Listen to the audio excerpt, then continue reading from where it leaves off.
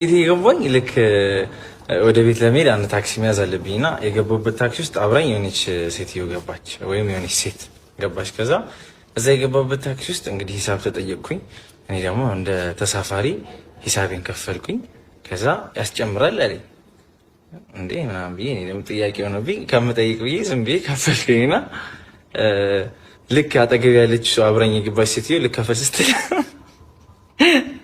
ከፍሎልሻል አላላት።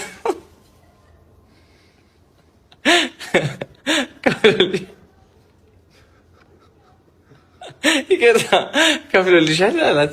ከዛ አመሰግናለሁ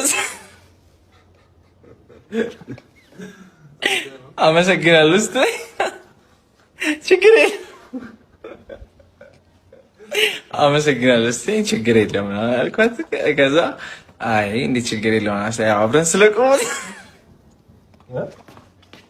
አብረን ስለቆምን ያው ለዛ ነው የከፈልኩት እና ያው ሳላስበው ቢሆን መልካም ነገር ሰርቻለሁ። አመሰግናለሁ።